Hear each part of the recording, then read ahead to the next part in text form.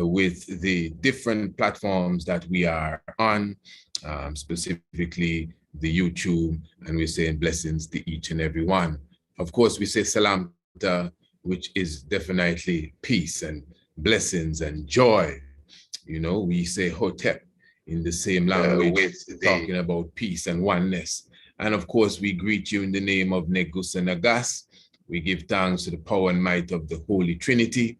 We give thanks to the Father and the Mother of creation. And again, as I said, officially, we are welcoming you to Rasta Roundtable right here on Radio Anu, and also streaming to other platforms internationally. This evening, we have a beautiful panel, and without wasting any time, we will be continuing the reasoning that we began for some time now, I must say. Since we began this program, we would have been touching several different subject areas, as each and everyone would know. But in recent times, we would have been concentrating somewhat on the validity and the authenticity of the well-accepted, I would say contemporary, even from amongst the conscious ones, Ethiopian history, especially anything beyond the time of the 1800s, thereabouts. It has gone we've gone so deep that we began to put it in different perspectives, not just the literal history, but the history of the Christianity. I think we all know Ethiopia is considered to be one of the oldest, some even branded as the oldest known Christian country on the earth. And even outside of the Christianity, just the books that are used within that theology. And then that led us to the Kebra Nagast, which is one of the most outstanding famous books coming out of the Ethiopian history itself, which links the Ethiopian history with its spirituality. We spoke about the Ethiopian Kings list and so many different things. And that has brought us to where we are this evening. So before we begin and before I introduce fully the full panel that we have before us, I just officially want to get a word here from, of course, our official sponsors for this program this evening. Yes, family. As I like to say before this one, hold on to your seatbelts. Give thanks. Have you heard of Astronomy? I am the Honorable Priest Isaac, and I am certified in the field of Astronomy. Do you want to learn Astronomy? Yes, sir. Well, book your ticket today and join me in the Caribbean in the island of Antigua for 9 days and nights, 7 of which will be in the classroom studying and in the field researching on Green Castle Hill, Mount Anu, the Stonehenge of the Caribbean. This is a studycation. You will visit the beach, experience the Rastafari camps, yoga, vegan food, and much more. Our next semester is the 6th of November, with payments due by the 1st of October. For more information, visit priestisaacinstitute.com or email us at priestisaacinstitute@gmail.com. Oh, yes, beautiful. Give thanks. And of course, I think that would have, that little insert there spoke for itself. And of course, during the program, I think we would revisit that once again. This evening, we have our staple, King Ras Isern with us. We have Brother Anko Madred. We have Ras Kwamai. And of course, we have Brother Rasai Adonis Tafari, who has been joining us for the past few programs as well.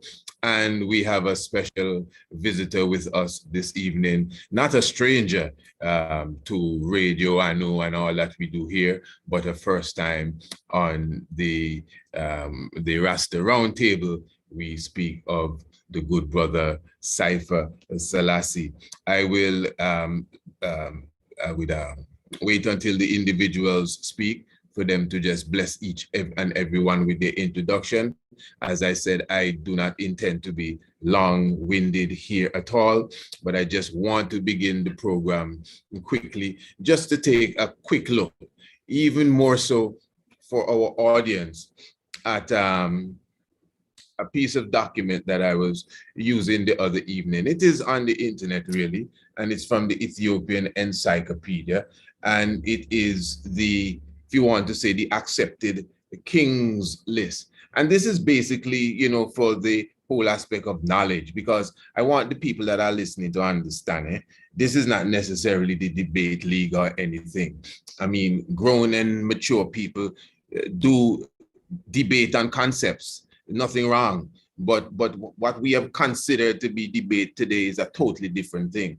This Rasta Roundtable is about scholarly conversation, and even to the audience, instead of us just, that is why sometimes I do programs prior to these programs, to get the audience mind prepared for the different levels of dialogue, because we're just kind of sharing information back and forth. And a lot of what we say to each other, most of us already know the depths of it. But many ones would be listening for the first time. This is some new stuff. So I like to prep them as well to make sure that we can flow smoothly. So yes, I went through this King's list that is said to have started 4,470 BCE.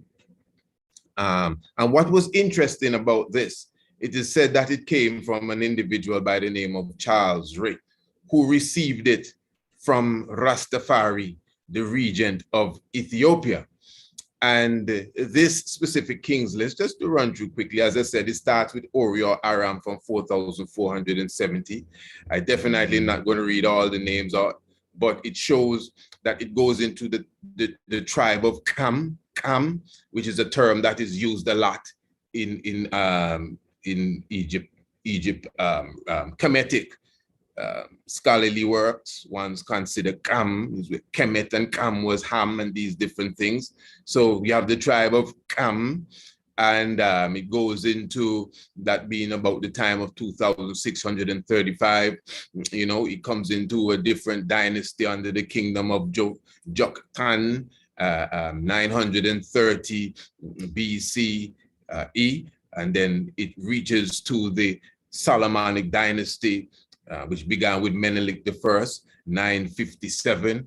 And what's interesting too, many of these names are very similar to what you would call the Nubian names, and even the Kemetic names. You see a lot of Amen. You see names like specifically Amenhotep, Hor Hator, Hor Kam. These are definitely like the Hor kings. You also see the name Ethiopus, which many ones consider the origin of the name Ethiopia. That's why when some people say Ethiopia is a Greek word, some people push it back.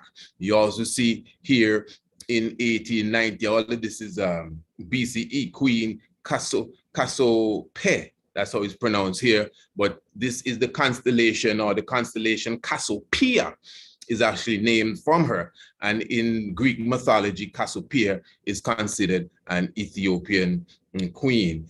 You see here, Brother Anko Madrid, you see a lot of the Kandake or Kandake. They would appear in the lineage, even in different sections of the dynastic period. Also, the Zagwe dynasty, which I notice in this modern time, many historians consider that this point here is where the Ethiopian kingship began, from the Zagwe dynasty, and that the Solomonic dynasty began here with Yakono Amlak. Not that the Solomonic dynasty was running all the time and it had an interruption here by the Zagwe dynasty. So just running through that quickly, as I said, and I promised not to be long-winded, I'm going to start the ball by just passing it around. And of course, family, it is a good amount of us sitting in this evening. I'm not going to ask any specific questions. We know why we're here.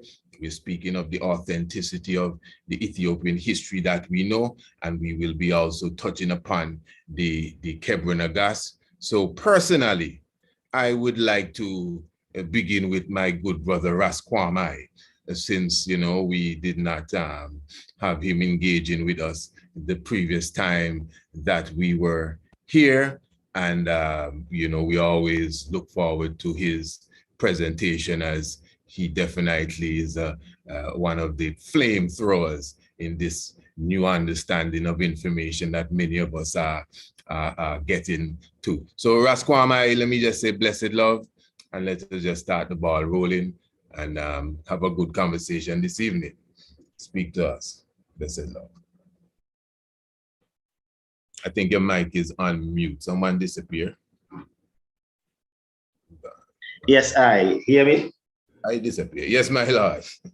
Yes, I. But give thanks and praise and greetings to the panel, greetings to the viewers, the viewing audience. Give thanks and praise for the opportunity to share and to reason until consciousness is attained. Yes, I. Once and one have known my position, those who have been following the roundtable and even before, even concerning Ethiopia, the advent of Christianity into Ethiopia, my perspectives on the Kebra Nagast as a question, seen as far as, I see it and so on. It's these traditions are more or less new traditions, modern traditions that have been inserted into the culture of the Ethiopians and so on. So as we go forward, we, of course, we will reason more in depth about it, and just give thanks again to be here and bless it again to the whole panel. True, my lord. Well, give thanks for that. Ras Anko Madrid, I could get a few words from the eye in the early then also. Yeah, man, greetings to everybody. Hail up Rastafari, Give thanks to be here to participate in the reasoning again. Because I know I study them previous works we do now. I know you go and study them again. Yeah. But no, it's always a learning process. So give thanks to. You're good? Yeah, man. Yeah. All right. Well, everything blessed. No problem. All is well then. Fair enough. Well, as we get the ball rolling. Let me just say, blessed to Cypher Selassie as well. Even just to bless him coming in. And if I have anything, even in the introduction, to say, because I know for sure you've been following the round table. So if I have anything to even put to it early, not a problem. Yes, my lord. Welcome again. Yes, beloved. Can you hear me? Yeah, loud and clear, my brother. Yes, family. Give thanks each and every one here on the panel. Rasta Sir and I meet before. Rasta Adonis, obviously. Yes, the Ras Kwame, I haven't heard the eye before, but Ras Jet, I've heard you before. I've seen you on with the priests, and Rasta Sir many times. I give thanks for being amongst this distinguished company. Give thanks. And I also want to send the powers of the solstice to the item. True, the sun it reaches its apogee today, and then for 7 days it stands still, and then after 7 days it begins to move, and that 7 days, the 29th and 30th of June, which we must say and realize that His Majesty carried this power into the League of Nations to bring fire and burn down Babylon.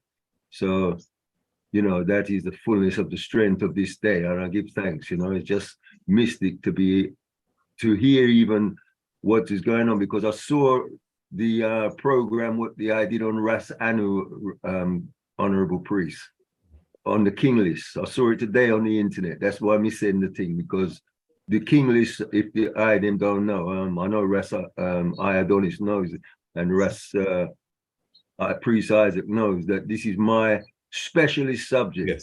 Yes, of course. Of the Ethiopian king list, and I've been studying it for 25 years, and it is a perfect, astronomically correct list of Ethiopian chronology. That is, I'm perfectly sure of that. Now, all of the legends and stories that come in around the chronology come back from the most ancient times. Even where I heard the brother just say that the Kebra Nagast would be a modern tradition. No, it's not a modern tradition. It goes back. If you check the astronomy, you will see I can tie it back actually to 3,550.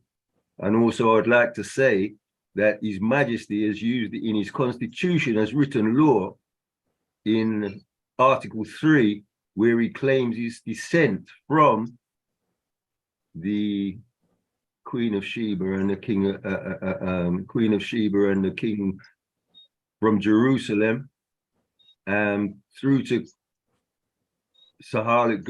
King Haile Selassie, his great grandfather, into his line. So, you know, the authenticity of His Majesty putting it as law into the constitution of Ethiopia takes it out of legend. It takes it out of any possibility of a fable. So there must be some form of truth in it. And I have found that truth in it, where I can astronomically tie the 957 BC, the line of where the line of Alec the First begins. I can tie that in astronomically perfectly, and I've done it with precise it before. Yeah, and I give thanks. And one other thing I would say, and I'll just leave it here before we go on. Another thing, as we always say, if you're looking at the King's List, it says that it begins 4,470 BC. But King Ori ruled for 60 years. And this is Regno.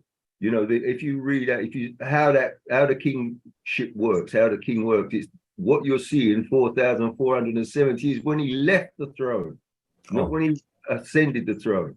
So he was actually on the throne from 5,530 BC. And then if you look into it in Ethiopian reckoning, it's a year 1,030 from the creation of the world. So that 5,530 plus 1,030 makes it 6,560 years of Ethiopian history, even though there's no name of that 1,030 years. So we must ask ourselves, why is that 1,030 years there? Before the beginning of the reign of Ori. Mm-hmm. What that is, if we were to multiply that by 4, because what we're dealing with is the 4 quarters of the earth. So when they're saying, oh, Genesis is 6,000 years old, the Bible is rubbish, etc. If we multiply that 6,500 generally by 4, we get 26,000. So it gives us a great year. So we're dealing with age science. We're dealing with the great year. So I'll leave it there just to give you a flavor. Maybe I don't know if you have anything that you could share with maybe next time it come around, if we could share the screen, maybe, I don't know if that's possible. Yes, man. If you want me, yes, beloved. Yes. Depending on how the conversation go, you know. Yes, I see a good brother would have joined us. This is not the first time he would have joined us. The invitation has always been open to him, but he's with us tonight. Ras Laza, give thanks. I did mute your mic. Just hold on a bit. We can come to the eye. Ras Laza, give thanks. Before I come to you, Ras sir, let's hear what Ras Adonis, Rastafari Sabbatical might have to say, maybe in an introduction. And I know even, you know, as I said, to get the ball rolling too. And even for what Ras Kwame would have said, Ras Cypher Selassie, the sword of Selassie, the sword of the Holy Trinity would have put down a lot there. So what say you, my king? Blessed. Salamta, Tenastalin, greetings. Give thanks, Priest Isaac, for the opportunity here. Also, greetings to the Rastafari Round Table. Greetings to Ras Kwame. We had reason before, also Ras Ikoma, of course, Sefer Selassie, and Ras Isern. I'm just here receiving the word sounds and the reasonments on this particular subject matter. When you mentioned it, I had to get this copy right here. I don't know if you can see this. Let's see if we can. This particular book here, this is the particular book by In the Country by C.F. Ray, the same one you mentioned, commander of the Order of the Star of Ethiopia. To him was delivered the King's List. And the King's List that is republished, reduplicated there, was first published in this document. And it's very, very interesting. And also the commentary that he gives kind of leading into it is of particular interest. So hopefully we can touch on this. But after seeing the King's List in various different reprints and everything, we started to do a little bit of investigation and found out that it was actually first published in this particular document. And this is a reprint. So anyone who is looking to get a copy, I think it's in India, they reprint this particular book. The original copy goes back, a little bit of time and everything. But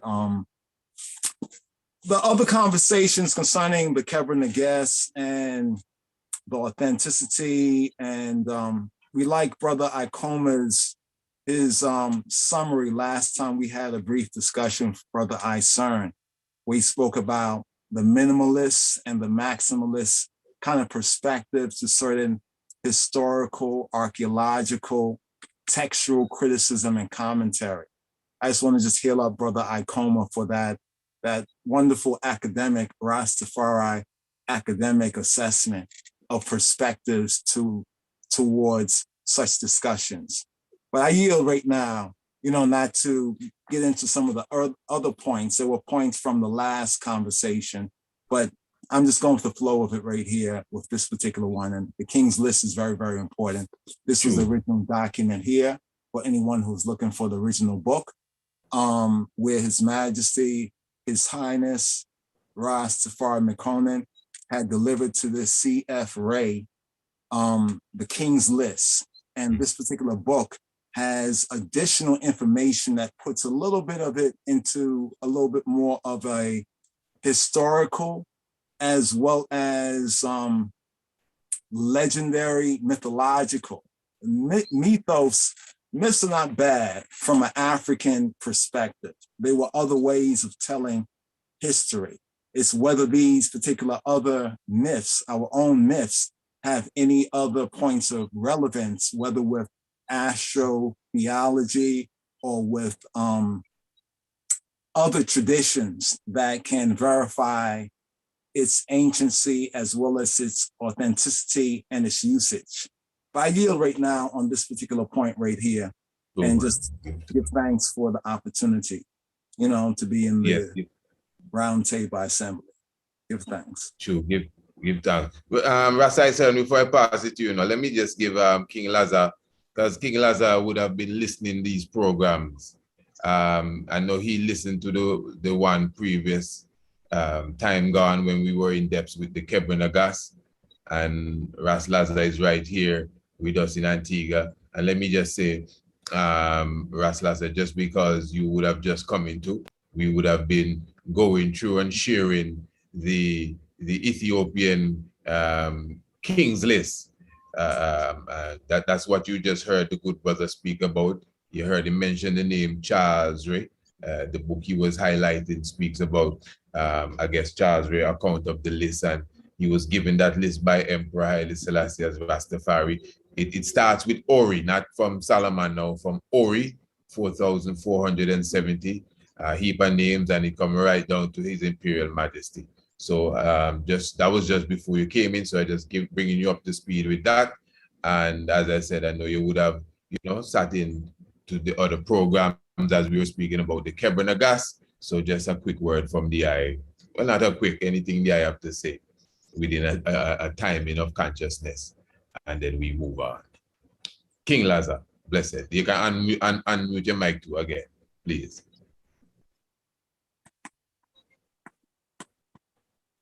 No, he's not unmuted as yet. He's not unmuted as yet. Try again. Okay, you have it now. Okay, but then now. It's that Rastafari. Yes, give thanks, Rastafari. That's right. You know, give thanks to be amongst the esteemed bridging them. Well, I have to say I'm definitely an observer here because the bridging them have a whole wealth of information, and I'm listening keenly, you know, to gather all the information. It's very unfortunate that I wasn't listening in the program early on because I had problems getting in King. True. You know, I'm not really too used to the technology, but yeah, give thanks. I got you. All right. Everything blessed. So from the last program was very enlightening, you know. Give thanks to Ison and the next elder bridge in there. And his name is Rasai Adonis. Rasai Adonis. Sorry. Yeah, give thanks, elder. They have a wealth of information there to share. And I humbly give thanks to everything. I haven't heard from Raskwami. As I said, I wasn't listening in early on. But I will continue to listen, and I definitely would like to pose a question to Ison as we go further into the roundtable talk. So, you know, give thanks to be here. I'll continue to listen and observe. And when my time comes around, I'll just like to ask the king a few questions. A few questions. Well, Rasta, I don't know if you want any question now, but the mic is yours. No, well, you know, I might just do my introduction first. No problem. One's hearing me right, all one's hearing me still. Yeah, you're good. You're perfect. Yeah, man. Well, yeah, greetings to all ones on the panel. You don't know Rastafari, love and respect to all ones. As always, you know, I'm always very enthusiastic about these kind of discussions, you see, because man take time to really study things keenly. And so, you know, in a day's discourse, you know, these are things I'm just kind of live for. You understand? This just been my focus from inception coming through still. What I wish to say, right, and I have to keep reiterating this every time we come on the program. What we're presenting, me and Raskwami, is a different perspective. It is not a rivalry against the traditional perspective. Okay, it's just another way of looking at it. It's like if you look at one object from different vantage points. In architecture, they use the term like front elevation, back elevation, left, right, and above, and so forth. So our perspective is just like looking at it at a different angle. It is not a rival, because I want to pick up the energy from ones and ones like, well, what we are saying is like to dispel or dispute the traditional position. It is not that, because we very well appreciate what the traditional narrative is seeking to do, because for us it's a tool, right? They have something in law, right, that called claim. And there's certain rules that involve with making claims. You understand? We have to be mindful of these things. If I make a claim about something and someone wants to dispute it, they have to come with information that can actually dispel of whatever my claim is. If you cannot do it, then my claim stands as truth, whether I make it up imaginatively or not. You understand? So we have to appreciate this particular element. I have shown in the past, just to reference the King list, because that kind of taking us into a slightly different focus than where we left off in the last program. But just to say briefly in relation to that, I have clearly shown that there is a discrepancy between when the Solomonic dynasty began in Ethiopia and the chronology of the kingship from David coming down to Solomon and so forth. It is established that David came into prominence in 1000 BC. And in BC, we're counting down. Solomon succeeded him in 960 BC. Okay, so we're watching the maths here again. In 960 BC. And according to the Ethiopian traditional records, the Solomonic dynasty started in 957 BC. That means it was 3 years after Solomon came into prominence that the Solomonic dynasty would have begun in Ethiopia.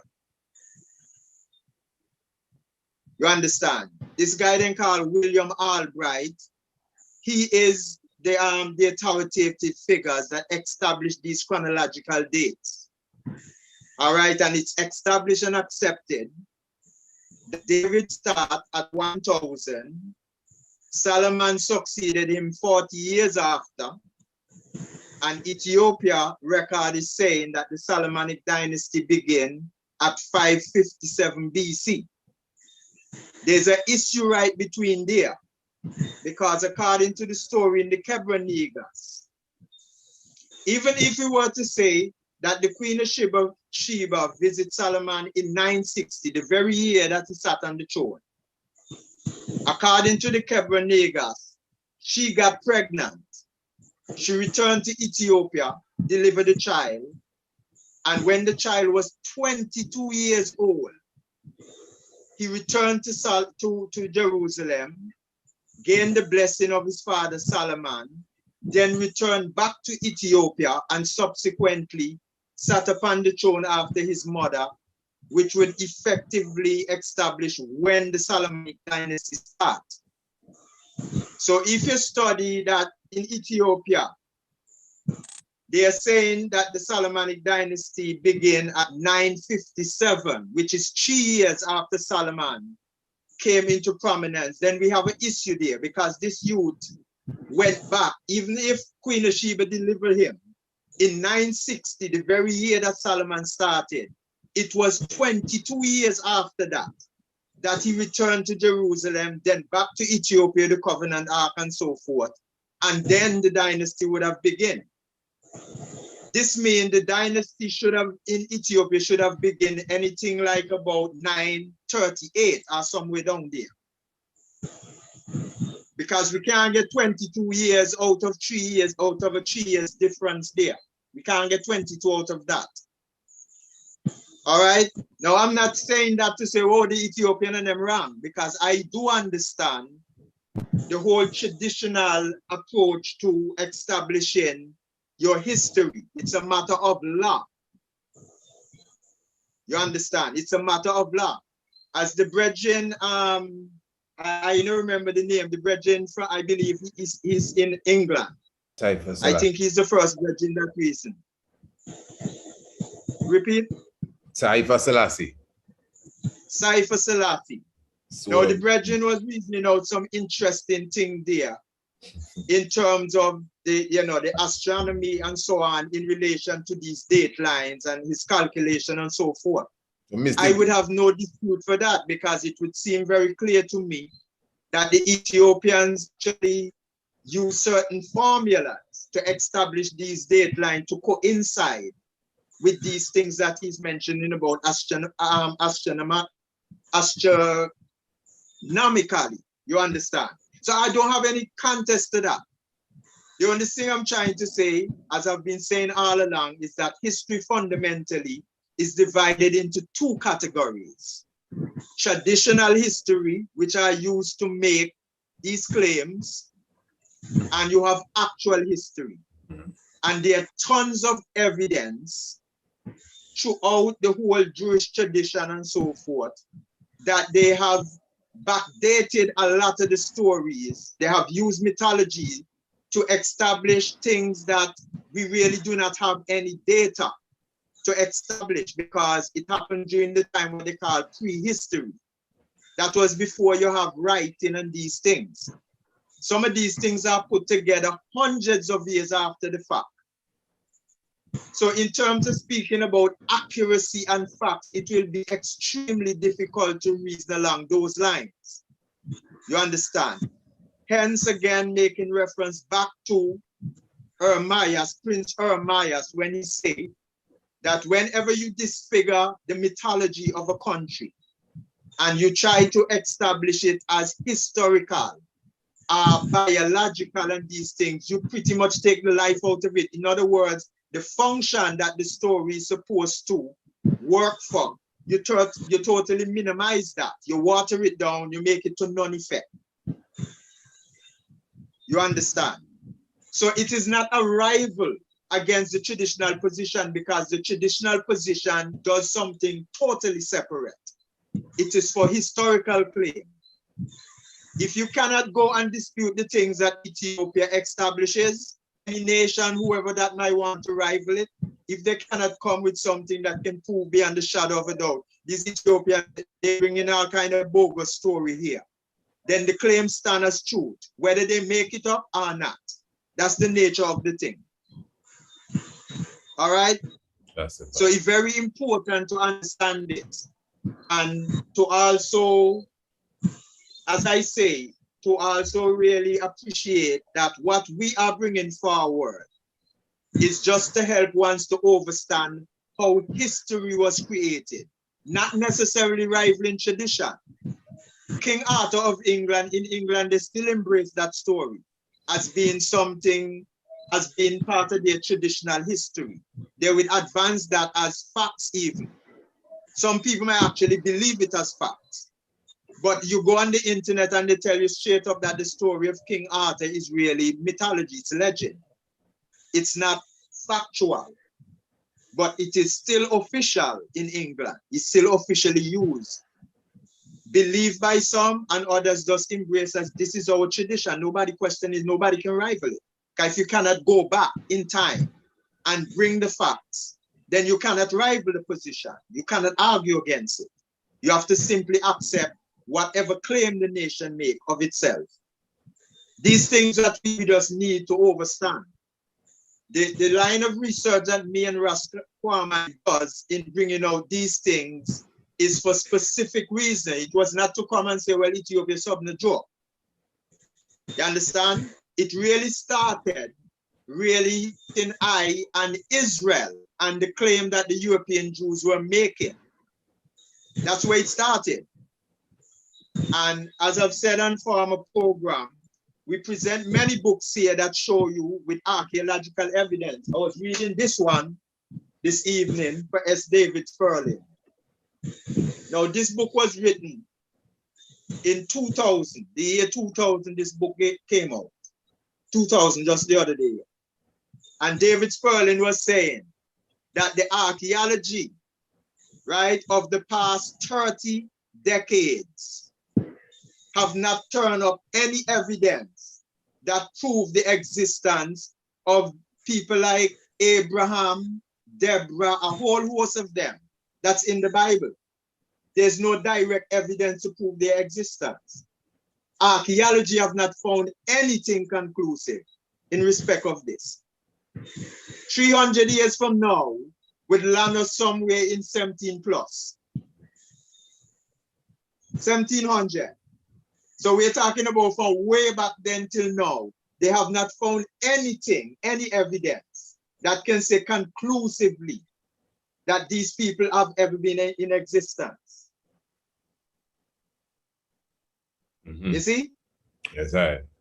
And as I made the point earlier, His Majesty's speech actually indicates that the tradition of Christianity and Judaism were actually imported into Ethiopia. From where? These same people who are making the claim that this Jewish rabbi is now showing you that the information is not historical. The writing that they make historical claim with is really not historical. It's allegorical in nature for the most part. Mm-hmm. Rastafari. Now, let me say this one more thing, because before I just wrap up, right? Mm-hmm.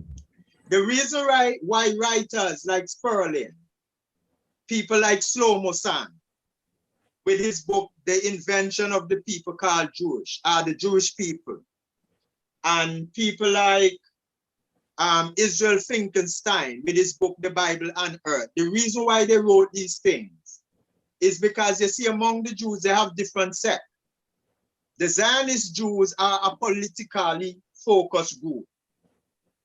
They're the one that these people are bringing out information to battle, because these guys as Jews, they're having conscience attack over how the Palestinian, who are the indigenous people of that area, is being treated by these Zionist Jews that come and make claims using the biblical narrative to muscle the Palestinian and them into 20% of the landmass that they traditionally occupy. And now the Jews, the Zionist Jews now, have 80% of that landmass, and they're treating these people like dirt.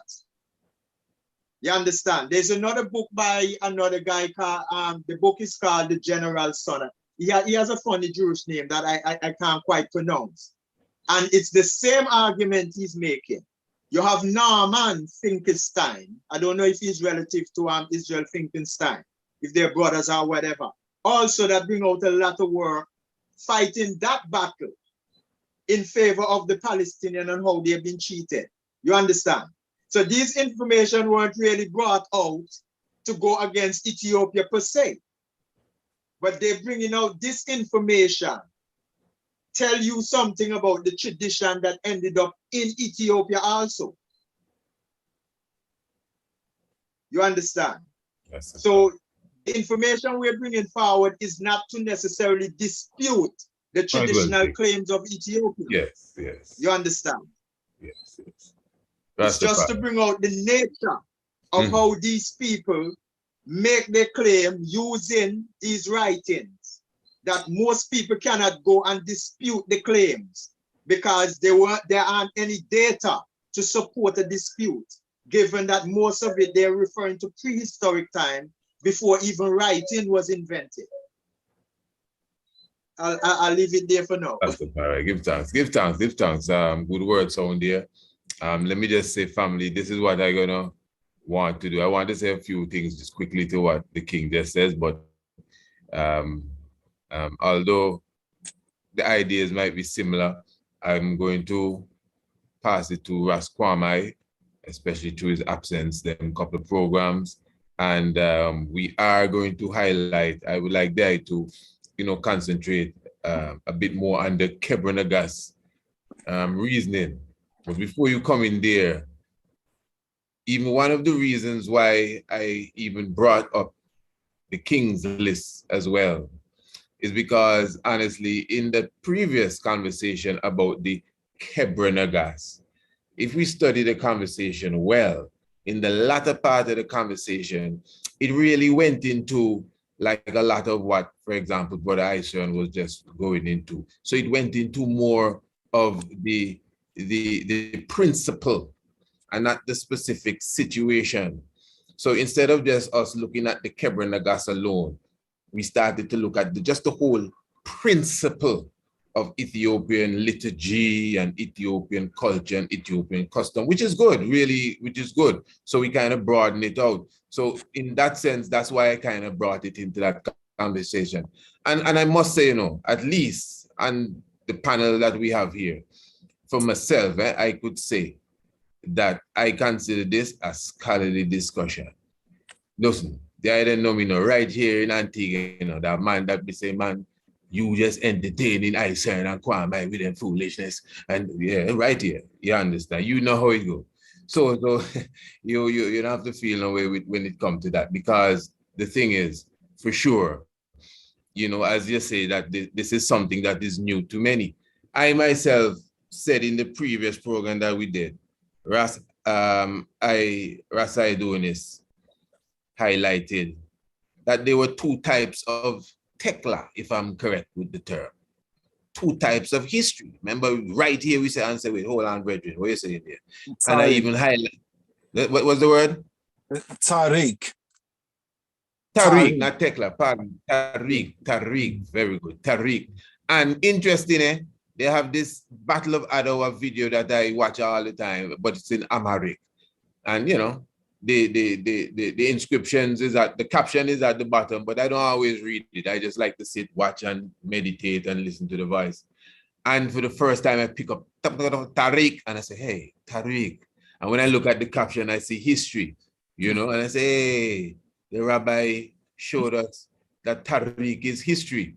I mean, I would have known if I did some more studying, but I'm just showing you again that even the argument that the brother, at least for me, always put on the table that there's two types of history. I surely am not disputing it. I think again, Ras Adonis brought that out in the previous discussion that Ethiopia itself is known for having two types of tariq. So to me, we're on an onward march here. That's my perspective. So after Ras Kwame, and as I said, we can return to the Kebra Nagast specifically. I know I have a lot to say on it. So I would like to hear what I say. Ras Adonis, after such, I would like you to come in.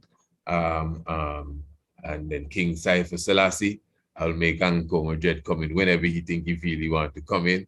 And then I know Ras Laza must have at least 15 more questions that he just add to his listing.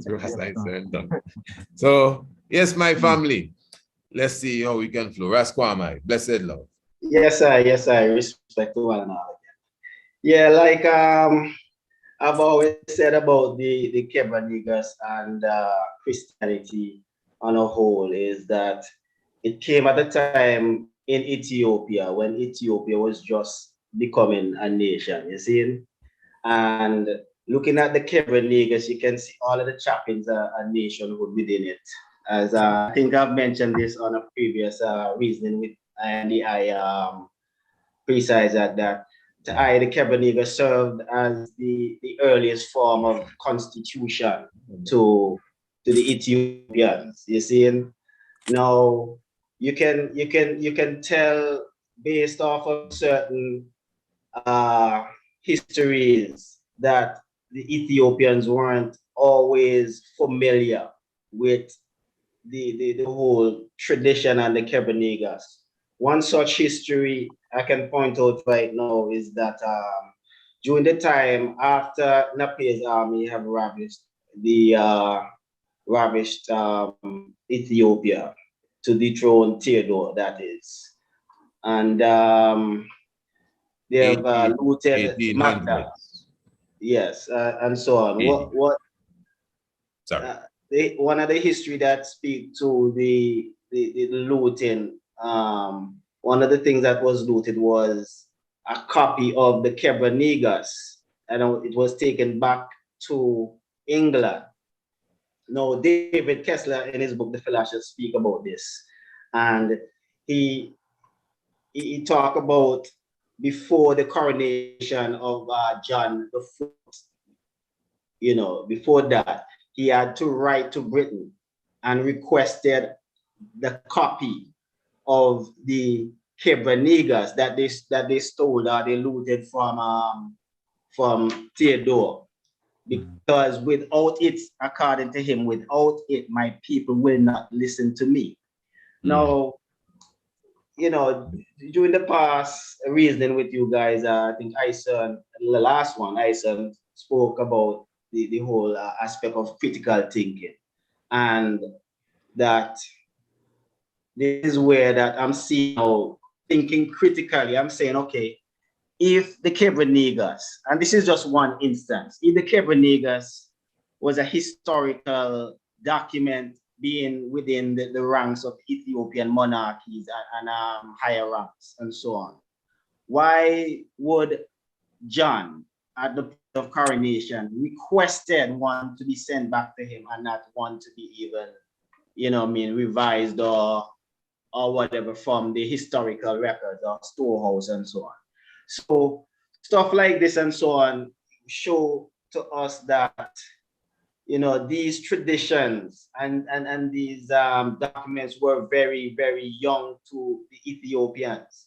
And like I said, I want to reiterate that this came at a time, the Kebra Nagast came at a time when the whole establishment of the Ethiopian empire as a nation amongst other nations in the world was being, that was the foundation of it. Because I've said before that the first emperor that I recognize of Ethiopia, of the geography, the first emperor is Emperor Theodore II, who was the first emperor of that that mass geography that Menelik II and so on inherited, His Imperial Majesty Zoadu, and the other emperors after him inherited. So yeah, man. So this is just, you know what I mean, my take on it. And if anyone want to reason, you know. Can I just add something there? And just to bring out the whole part about the critical thing in there. I think the part needs to really jive home very clearly. As the brethren there from, his name just escaping me all the time. The brethren from England. Saifa, I think it's Saifa, right? Saifa Selassie.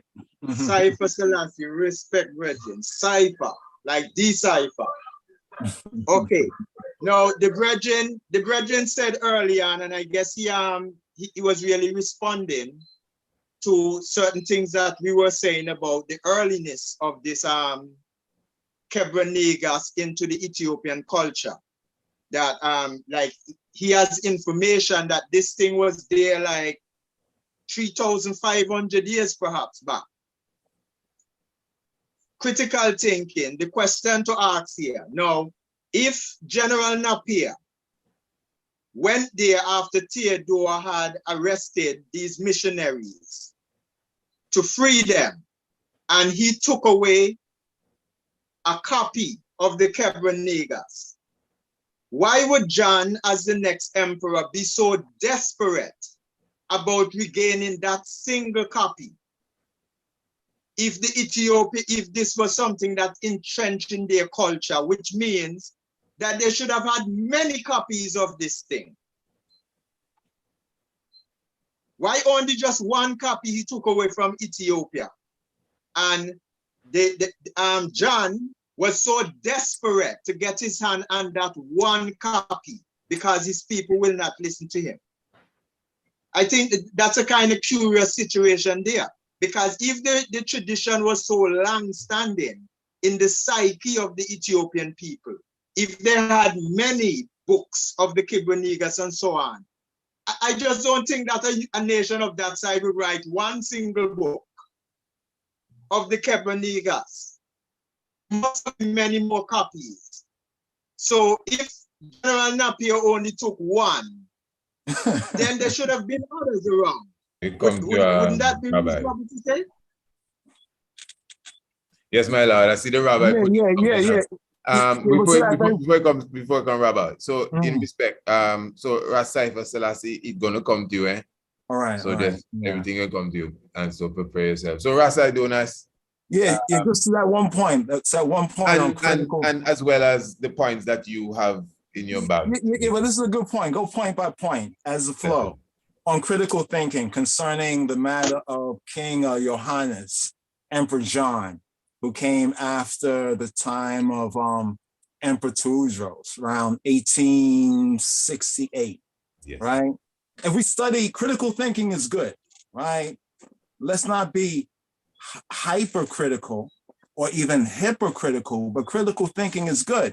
If we study Ethiopian history, even the time of Theodore had a vision, studying the Ethiopian history deeply. He had a vision where he was going to build like a kind of a Christian Jerusalem to offset the Mohammedan onslaught. This was his belief system. He went around to he united Ethiopia. He conquered other princes. He also took from other monasteries scrolls and manuscripts. He stacked them up and stored them up in Magdala. He stored them there. If you study history, he actually united the country. He fought other emperors or other potential princes and pretenders to the throne. He also gathered manuscripts and scrolls in abundance, and he had them stacked up in Magdala.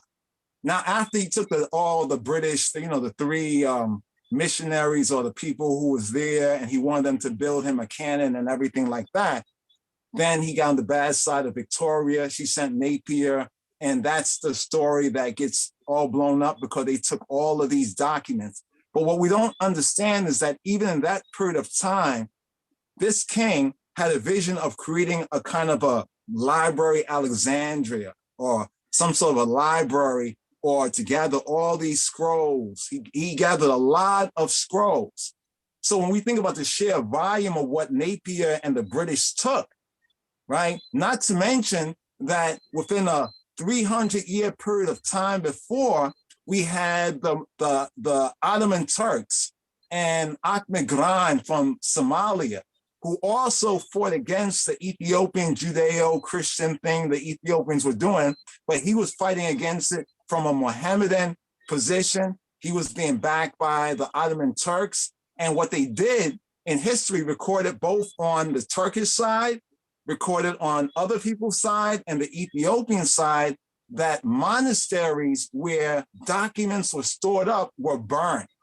A lot of literature was lost around the 1530-ish. So then we get about a couple, 300, 400 years roughly later with Tewodros. He gathered so many documents. So critical thinking will say, good question. But could it be also that when General Napier and the others took what they took, they didn't just take Tewodros' personal stash. He had other people's stash there from other parts of the country, manuscripts, pictures, writings. 300 years earlier, the Mohammedans and others destroyed monasteries where manuscripts were lost. This has been written about by Ethiopians, speaking about how many manuscripts were lost, during that period of time. So it could be too that so much was taken that one's understood the tradition, but needed to have something from what was stolen, seeing that he was the immediate king that came after, and the king before me was gathering up all these manuscripts from other monasteries and had them all in one spot, and then gets defeated by this foreigner who then steals the manuscripts. I think I would ask for something back too. Just a critical thinking. Just on a critical thinking. I would like to say something real quick. Of course, same subject. I would like to say something real quick on that, because we're not talking about mathematics and science and so on. We're talking about the cultural tradition, something that you live very easy, that you live. You just go and you live. You know that you're from this lineage and so on. As a matter of fact, it's the Kebra Nagast, so to speak, that more or less bring that authority, that show that this person, yes, belongs to this lineage. So, and that is why I brought in the King's list. Sorry, go through. Sure.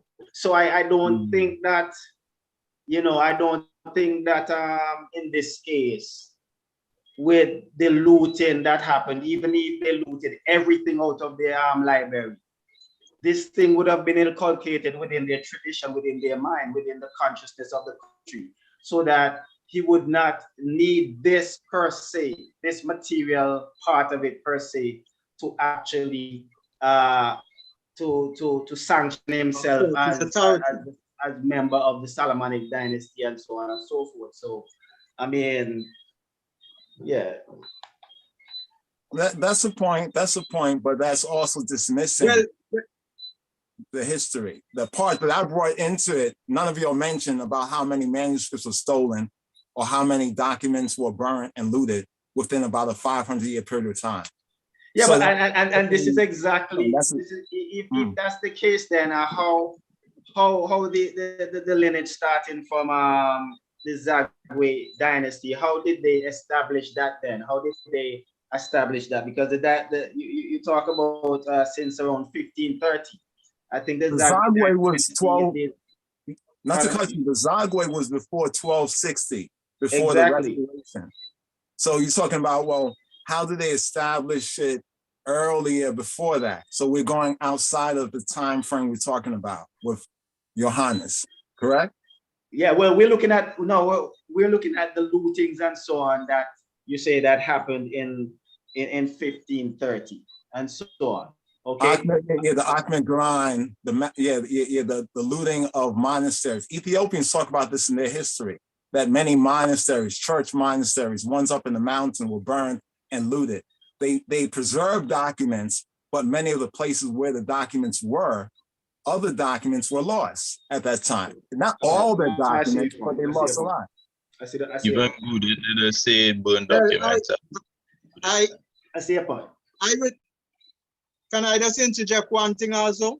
Yes, I see. But what King Uncle and Dread was saying there, I wouldn't mind hear what you were saying, guys. I was saying, along with Ahmed Grand, they have the tradition that the Queen Gudet, she did burn certain monasteries and things like that.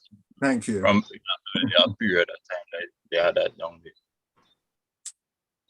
Thank you. Thank you, Icon. Well, I would think, right, based on those experiences, that the Ethiopians would be smart enough to not have all their documentation stored in one place, because if you destroy that place, then everything go up in smoke. Then you have nothing. I think that they would be smart enough. I'm giving them that they would be smart enough to have many copies in different places, in light of these experiences that they would have had with documents being destroyed at different points in time. Don't you think that's reasonable? Yeah, but I think it's more like it was a cultural valuable thing to them now. So they wanted that particular book back. You know what I mean? Because if I remember correctly, with that expedition of the British and thing, it was the emperor ended up in a mountain citadel kind of place now, Amber. I forget the full name of it, you know. Magdala, yeah. Magdala. So up there now, and when they finally, it was like he was under siege up there for a portion of time and things. So with all the valuables and things. So when they take the place on the citadel, they end up, it's all kind of artifacts on the throne and the crown and certain gold and whole heap of other things other than literature and thing where they pillaged then. You know what I mean? So it probably was like a valuable thing culturally for them. I mean, and besides, nobody could really expect that. Like we look at it now, we're playing like Monday morning quarterback or something like that. We look at it now, and these are good questions. But if you think about it then, his intent probably would have brought in something very good if he didn't buck up on the British and the whole thing about, him taking the British guy, so-called kidnap, and then Victoria sending Napier, you know what I'm saying? He gathered all these things there because there was another, I guess, vision that he wasn't able to achieve. It just so happened that when the British came forward and what happened, they saw all this. They were like, wow, we just came into like a treasure trove in a sense. So the Ethiopians were smart enough to have their things in different monasteries. But what about the time of Akhmet Gran, where they went from monastery to monastery? They went throughout the country. It was war. You know what I mean? It was war. Look at ancient Egypt. And not to get off the subject matter, but if things was not buried or translated into Greek, a lot of things would have been lost for a time, like the Library of Alexandria. There were other manuscripts, but having this easy accessible and then having it taken makes some sense, just critically thinking concerning Johannes. Now, it's true. The people probably did have a tradition, but it's just like the point of the matter. You know what I mean? I'm not saying that the tradition was not a young tradition. The version of the Kebra Nagast that we get from 1260 forward is a younger version, or it's a recension, like with the Book of the Dead. There's the original one, and then they had a recension where they might have added some information in order to emphasize whatever point they were making. But there's an earlier tradition that precedes it. Just speaking about the Kebra Nagast, there's an earlier tradition. So it's like anything that's meaningful to us, we preserve, but sometimes we do the same thing our parents did and we add on, like songs. We still sing some songs like our parents and our old timers did, but we add some things to it. We keep the tradition going and we add something to it as well. So we get to see that in the Ethiopian tradition, that there's the older tradition, but we have a continual, like an evolution, as it were, of the tradition. Even to His Majesty's time, where His Majesty says that he co-signs it, at least, that he is descended, or his dynasty comes from this, quote, historical period of time. But it's a good. There's another question I want to ask, Brother Isan. I just want to get the name of your chronologer, the chronologer you point out as an authority. I just want to get his name and do research on it. And after that, King Isa, and after that, we could just give King Cypher Selassie a word. Sorry, yeah. Pray down. Thank you. William Foxwell Albright. Okay, Albright. Okay, Albright. All right. Thank you. Yeah. Thank you, William F. Albright. Give thanks, my brother. Give thanks. Cypher Selassie, you want to jump in and thank you. Share some words with us? All right. Yes, family. Yeah, give thanks. And then what question was posed to you, etc. Yeah, it's very interesting. One thing Rasai Adonis has said a lot of what I wanted to say about going back to from the time of Gran, because from the time of Gran, there was internecine warfare in Ethiopia. This is what we have to understand.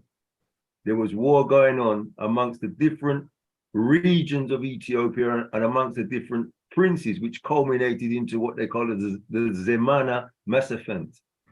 And the Zemana Massafent was a period of about 125 years at least of warfare, where there was no particular stability in the country. So when the wars are going on, one thing they do, when one set of prince or one army beats another army, they take the spoils. They would take the manuscripts, they would take the tabots, especially, and this is one thing I want to make clear too, the tabot. You see the tabots in the church? A church cannot run without the tabots. Well, the tabots are then taken from the monasteries. The tabots will be taken by the victorious army. And for instance, I know you're saying about King John with the manuscript of the Kebra Nagast, but I actually have history that manuscript was placed in Kedus Ragel Church in Ethiopia on Entota Mountain by Emperor Menelik in 1877, and and he put it there because it was returned to him. Because also there is 2 lines of kingship going on in Ethiopia. There's 2 king lists. This is not the only king list. There's another one which belongs to the northern kings, which Teodros was, which Johannes was. These northern kings, because there was a battle now between north and south, how there was in ancient Kemet. There was a battle between the north and the south. Where you see in ancient Kemet, you say, oh, he became the king of the 2 lands. Well, that is equivalent of the king of kings. These are Ethiopian people. The ancient Kemet is Ethiopian people. It's the same people. It's not no different. Kemet and Ethiopia is not different. So this war that is going on, and the like I say, the manuscript, like the Kebra Nagast, was, as far as the history I know, was put into the Kedus Ragel Church on Entota Mountain. Now, Ragel Mountain is called Debra Hale Kedus Kedus Ragel, or Ragel, Raguel, Ragel, or Raguel, how you would pronounce it. You got it right there, Raguel. Yeah, Ragwell, yeah. Well, so that is the scepter of power. Deborah Hale is the mountain of power, and it is also called the Deborah, and it is also translated as the scepter of power of Saint Raphael, the mountain of the scepter of power of Saint Raphael, like it's equivalent to the mountain of the Lord. So the southern Solomonids, the southern kings of Ethiopia, now took the power which was in Emperor Menelik because Johannes was a traitor. I don't know if the item know this. Oh, you'll go there. You'll go there. You don't want me to go there, Bridget? You said No. I I said you're gonna go there. Please go through. Oh, yeah, Yeah. okay. Yeah. Because Johannes was a northern king. He did not have proper Solomonic credentials and actually gained his Solomonic credentials through marriage because he was a warrior.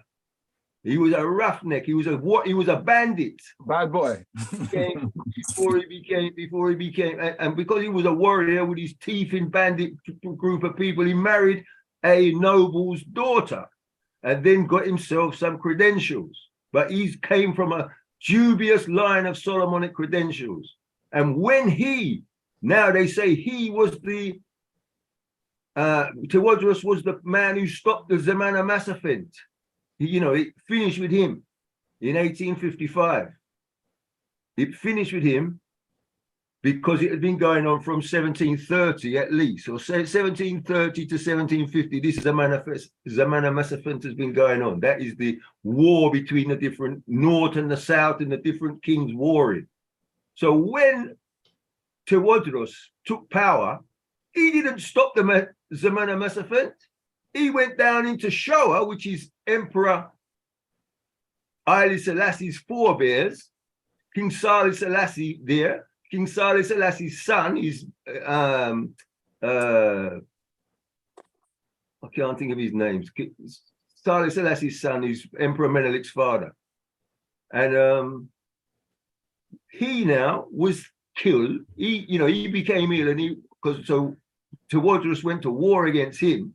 And then took and kidnapped Menelik and took him to Magdala from 1865 until Menelik escaped in 1876, and then went back to Showa and claimed his kingship, because the reason that Tewodros took him is because he is the rightful ruler. He's the rightful king of kings. He's the Negast. And he then, when the British left, after Johannes, who was named Kassa, his name was Kassa. His name wasn't Arashina. He was a Dejmach, Kassa. That was his top. That was the highest. That was his highest rank. He was a Dejmach. When he became Dejmach, he married into some northern king's daughter and got his credentials.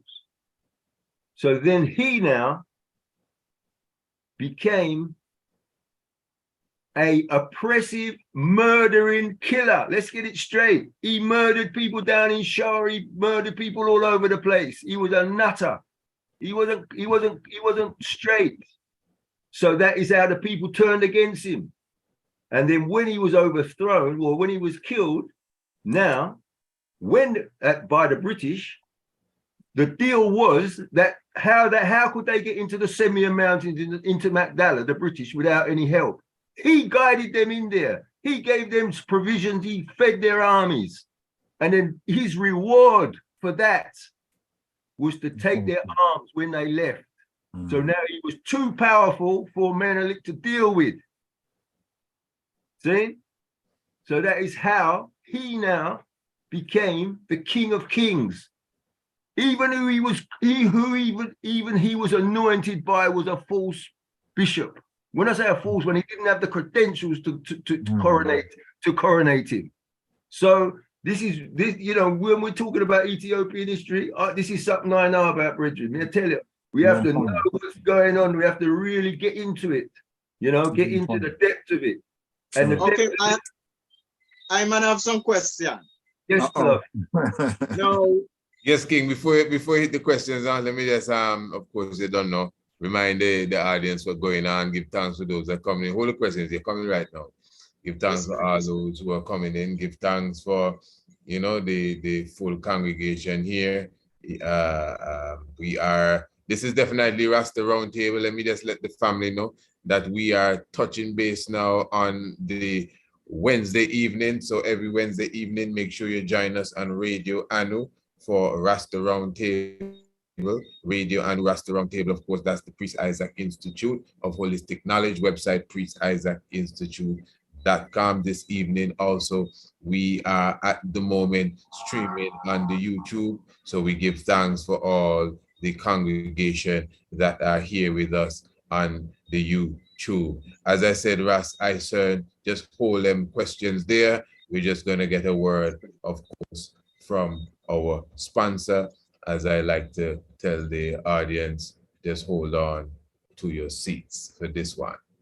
Have you heard of archaeoastronomy? I am the Honorable Priest Isaac, and I am certified in the field of archaeoastronomy. Do you want to learn archaeoastronomy? Yes, sir. Well, book your ticket today and join me in the Caribbean in the island of Antigua for 9 days and nights, 7 of which will be in the classroom studying and in the field researching on Green Castle Hill, Mount Anu, the Stonehenge of the Caribbean. This is a studycation. You will visit the beach, experience the Rastafari camps, yoga, vegan food, and much more. Our next semester is the 6th of November, with payments due by the 1st of October. For more information, visit priestisaacInstitute.com or email us at priestisaacInstitute@gmail.com. And as it says, a very simple thing to do. And of course, the link will be in the description below the videos. priestisaacInstitute.com. Email us, priestisaacInstitute@gmail.com. Check us on TripAdvisor for more information as it relates to that archaeoastronomy course. And don't forget the ancient astronomy online course. Again, just visit the website on the courses for all information. This is Rasta Roundtable. Rasta, sir. Unmute yourself, me, please. That's it. Yes, okay, just to bring some focus, right, to the whole discussion, because at this point we're talking about the kings and how the kings and them claim legitimacy. And a key part of that has to do with the Kebra Nagast, whether they are from the Solomonic dynasty or not.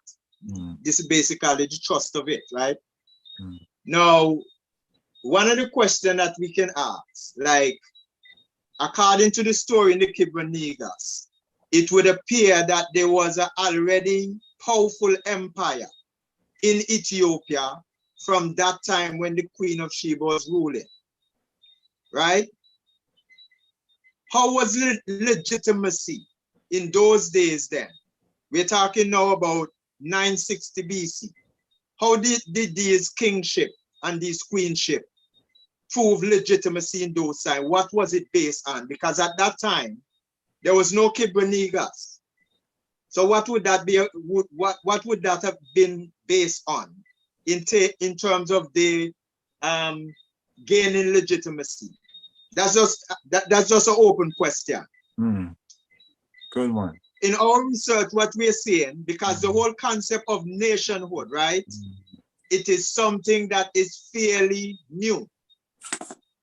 Every country have to be legally registered, like how you register a business in today's time.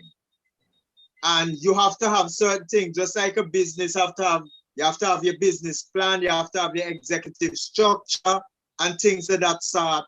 When you're declaring yourself a nation, you gotta have certain things like that to set up the nation. And what we are seeing with this Kebra Nagast in particular, because right now when you go to talk about Ethiopian history, it is as if, well, you can't talk about any history of Ethiopia except you're going to make reference to Judaism and Christianity. And mark you, that tradition of Judaism and Christianity would be very, very young in comparison to the existence of Ethiopia, if we're going to even base it on the King's List. Because we're going right back up to 4,470 BC. You understand? Now, what we are seeing from our research is that they were trying to form Ethiopia into a nation based on a modern concept of nationhood. This was a big part of His Majesty trust to get Eritrea and certain areas of Sudan also to be a part of the grand nationhood. Everybody that established in the nation was grappling to get more territory and bring in more people to make their empire stronger, bigger, and so forth. So the whole idea of the Kebra Nagast and the part it plays in this idea of bringing Ethiopia legitimacy into the modern era as a well-established nation. Because remember, they say that the founder of modern Ethiopia is Haile Selassie, right? And a big part of that is to have this book, because this book, as Kwame alluded to, it was like a constitution. It holds all the value and everything that the nation is going to be about. It's religious, culture, everything. You understand? These things should say something to us in terms of how new the concept was. And using the term new is relative here, because it's more relative to the longer period of 4,000, just using the Ori as a timeline, of 4,470 BC. We're talking about relative to that extended period. You understand? Because that's like over 3,000 years before the Solomonic dynasty came to Ethiopia. You see? So all these things has to be borne in mind when we're talking about this. The tradition to bring mystique to the whole history, the whole traditional history, backdating was a key part of it. And not just in the Ethiopia context, that was the case, period, for all nations. All nations, altogether. All of them do that backdating. What's the reason for that?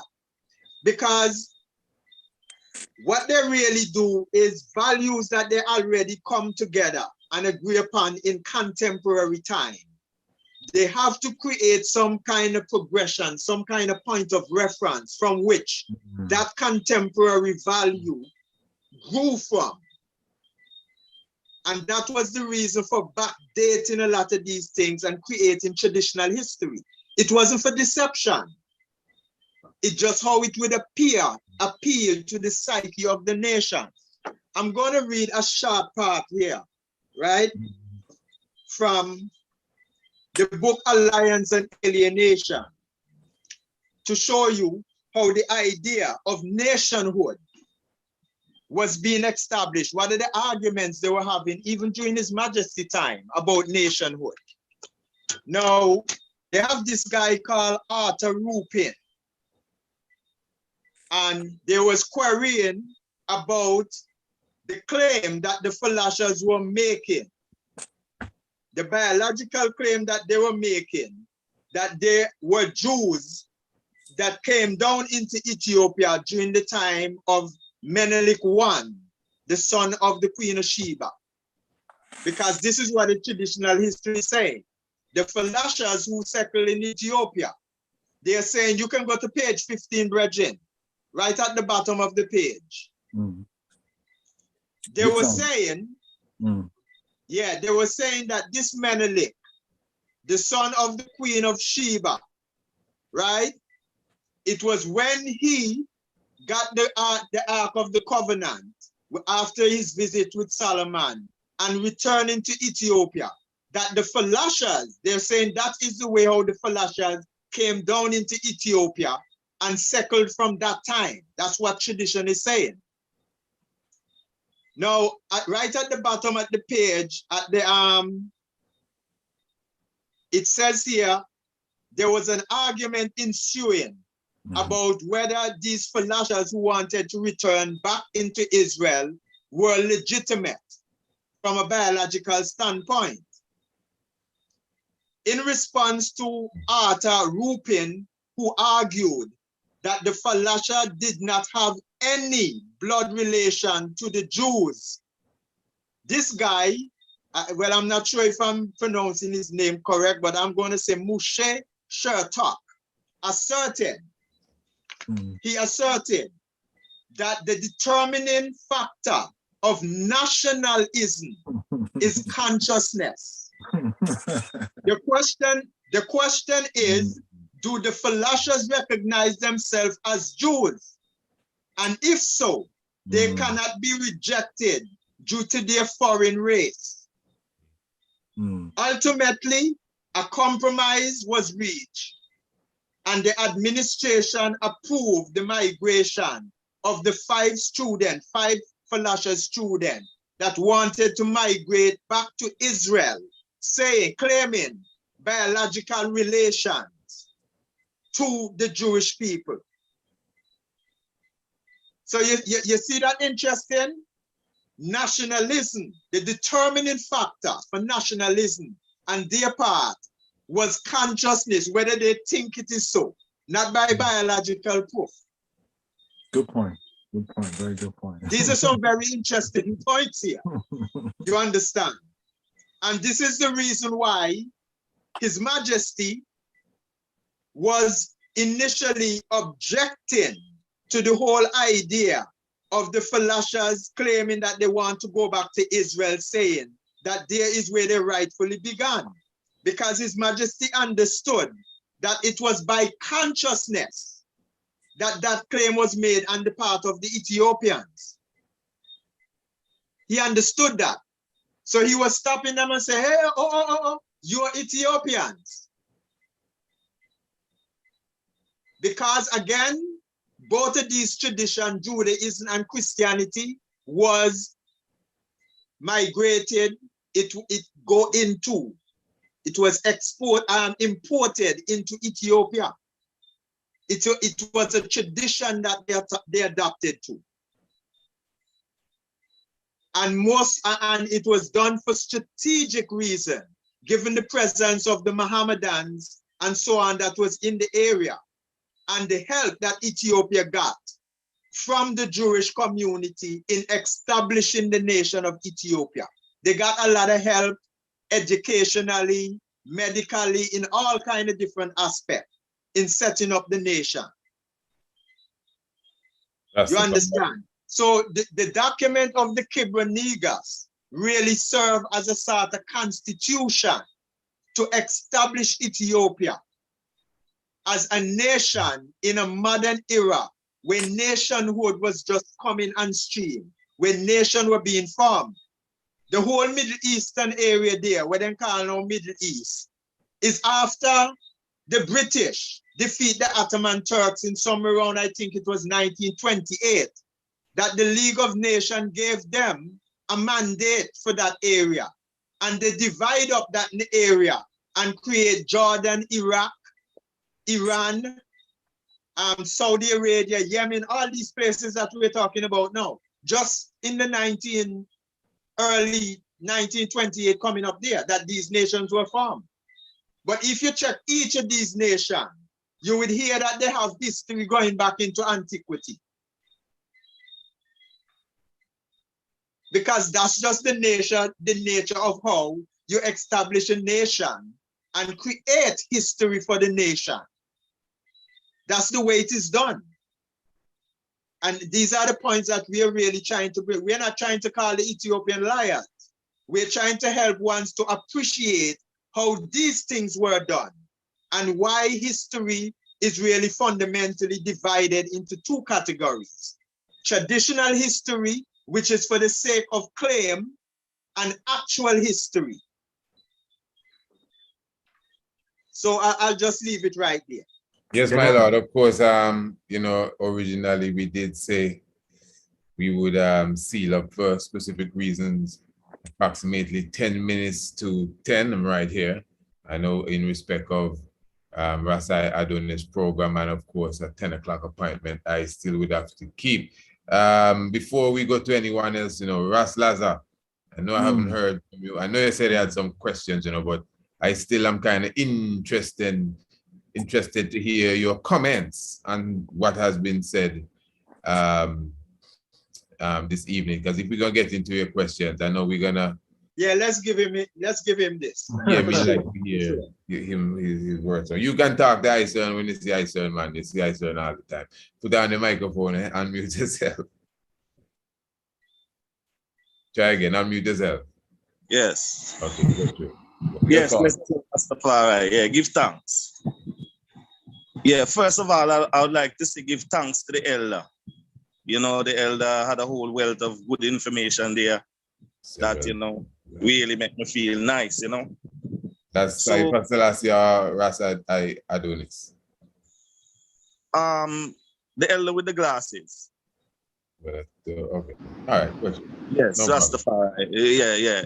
Good. So what me say now, when I was listening to the elder, you know, a mystic scripture that came into my mind, which this is in Genesis where Jacob had said about Judah, where he said, you know, the scepter shall not depart from Judah, nor the lawgiver from betwixt his feet until Shiloh come, shall the gathering of the people be. So, according to the Kebra Nagast, now, when we check that bloodline, it's from such time, because even in many different Psalms where the Most High declare that through David's line or the fruit of David's body, he would come and establish in himself. Now, the next mystic thing that we need to observe, there's a lots of different nations that are mentioned in the Bible, many different names. How mystic it is that Ethiopia itself has never been changed. That region of Ethiopia that we read about since ancient time in the Bible, we acknowledge that Ethiopia is definitely the place where God desires to be. So when we check the lineage of His Majesty, going back to all the history that all the elders there alluded to and make reference to, I see it is very important in our time to acknowledge that Ethiopia has never been conquered. So I believe that the Most High have specifically kept that area safe because there is a whole lot of information there that would have been tampered with. And so we have to give thanks that that nation have been kept without being colonized, you know. And I think that the information that we are getting from Ethiopia is very solid. As I observe, even in Antigua here, we have a brethren that normally come on the radio and speak about history that was given down to him by his father or by his grandfather, which, you know, sometimes these history have not been really documented on paper. But we know for a fact that there is information that is handed down from our forefathers that we should definitely take very serious. Now, concerning the question that I wanted to ask Ison, I think you already answered the question, Ison, as I'm here listening to you, because you're alluding to different what I should say, like different history that you have delved into. Because I wanted to ask, you know, after we have learned about His Majesty through that biblical reference, how do we go about teaching the youths them now about Rastafari by eliminating that biblical reference? That's the question that I really wanted to ask you. But you have said a lot of different things which I can answer that quickly though. Yeah, Yes. sure. Because I think your answer might be. This is another thing as we go forward that we're gonna have to make some shift as we talk about the new faculty of interpretation, right? Because you see, traditionally the way we approach the Bible is to use it to make historical claim. When we start to be able to read this allegorically, we find out that the writing actually to help you to come to a knowledge of your true self. When you apply metaphysics to it now, you come to a knowledge of who you are beyond your person. So it now to be something that you refer to in terms of your biological self or yourself as an ethnic group, as we're traditionally accustomed to. So now you teach the Bible in a way that you help to teach people how to come to know themselves, to become spiritually aware of themselves, beyond ethnicity. That's the deeper meaning you bring out. And that is more important, actually, than to know yourself ethnically. Okay. Okay. Okay, my lord, sorry to come in there too. Because as I said, I know that it does take a time for us to seal up. And I myself, at the 10, I surely have a hard stop. So, Yeah. you know, in respect to the Rabbi Rastafari sabbatical, I know he has a program at 10 personally on Rastafari Jews YouTube channel, Rastafari Jews or Rastafari Israelites. Will come up, of course, Rasai Adonis. So, you know, I have to respect his time. And I myself, even if I stop with us, abandon Rasta. Hmm?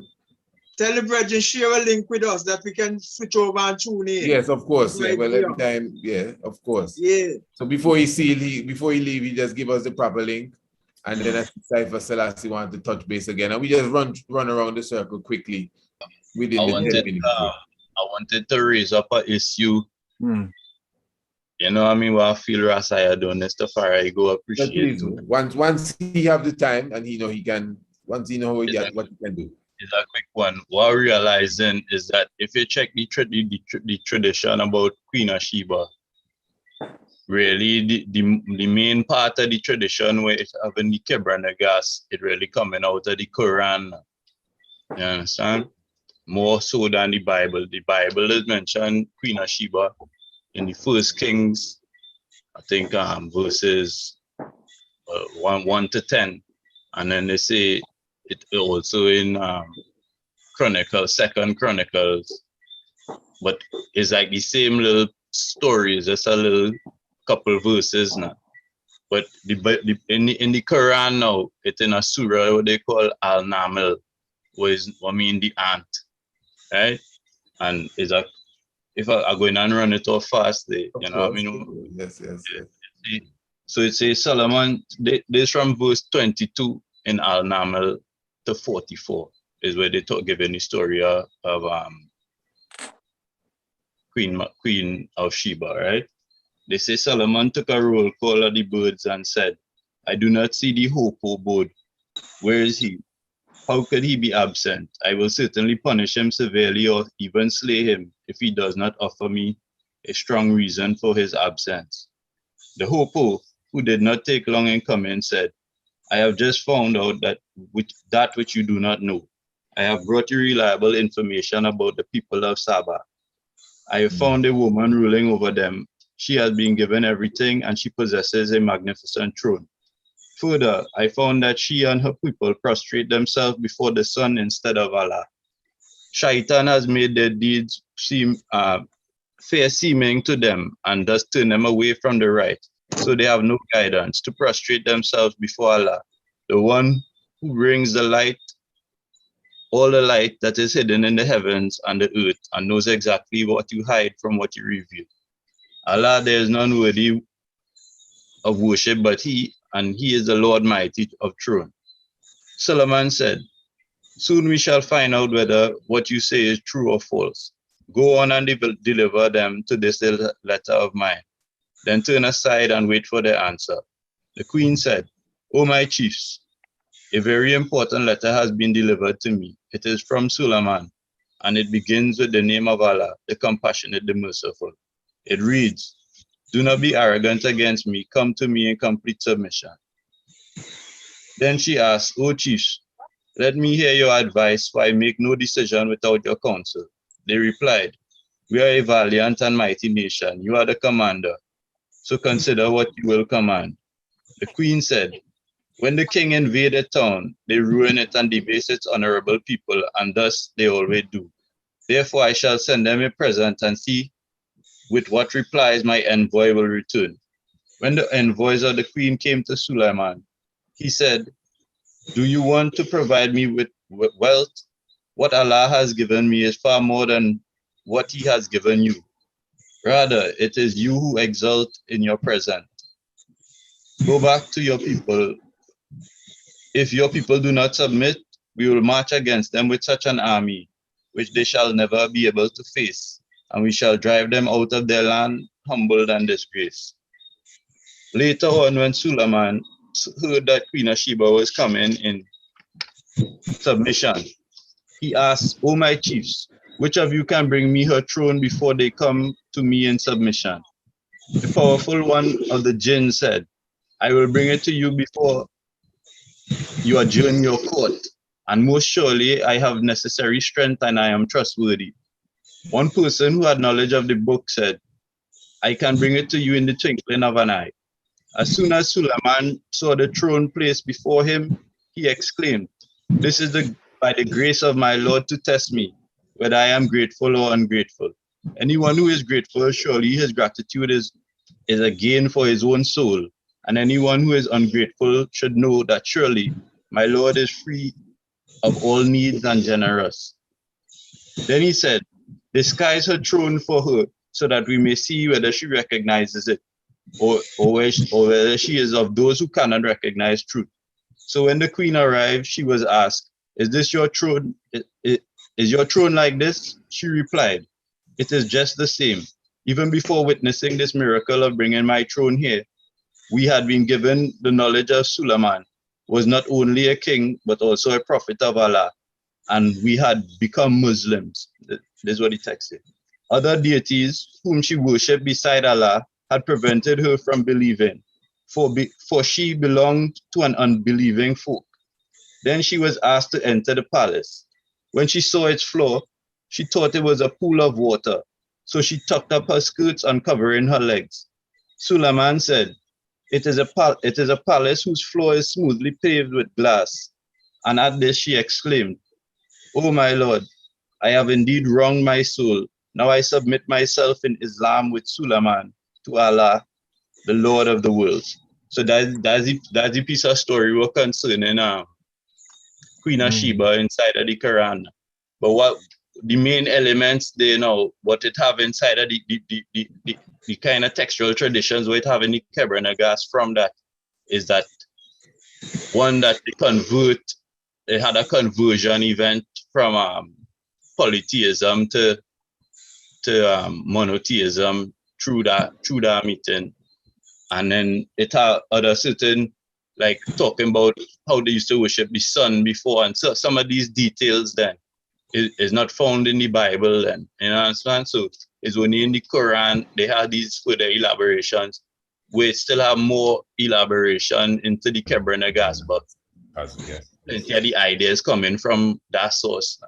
King, that brings us right. I would so love to make a quick yeah, that brings us right on the 10 o'clock hour there. No, it's tough. Yeah, I'm enjoying, brethren. This is wonderful. You gotta have to run too. I would so like to make an input. Just give me a minute. Yeah, take the minute. One quick minute. Pastor Dennis, you going? I'm just queuing something up just for the intro, maybe some music or whatever, because there was one comment I wanted to make with Icoma and then one question with iCern. Oh, but that's gonna be heavy. iCern, that 1 point. Give me that 1 minute point, and we're gonna have to see it. Okay. I just want all ones to observe what's going on in these writing, right? Beyond the elements of the story. Now, from the Bible standpoint, they were basically saying that the tradition of sun worship that we African created and were inspired to build pyramids and things with Their Jewish perspective was saying that was wrong. And their God were right from the Bible standpoint. Now in the Quran, they're claiming that that same sun worship again, which is the African way, is pagan and that they should submit to Allah. This is religious attack going on there psychologically in these stories. I just want to know that before you go, against the African way. let me hear Cypher Selassie. Give me a last word, King. Right. Yes, beloved, give Speak thanks. words. Yeah, give thanks. The only thing I would say, I would have loved to come in there with Rasta, but we don't have time. But the only thing I would say that when we're looking at the Kebra Nagast in isolation, where the Kebra Nagast is read with the Feta Nagast and the Ethiopian king list to give it its fullness, because it's not just the book. The book is only a story, but there is no chronology in the Kebra Nagast, apart from the where they're saying about the acceptance of Christianity, and then the 130 years to the council. To the Council of 451, where there was a schism between the church, the Roman Church, and the team. So, family, we got promise.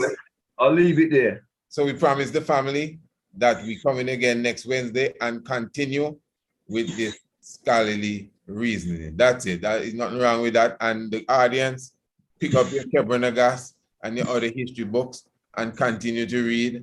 So when we come again, we in full order. Give thanks to everyone. You know that Lazak also give thanks for special coming in. And next Wednesday we come again. Blessed love. Salam.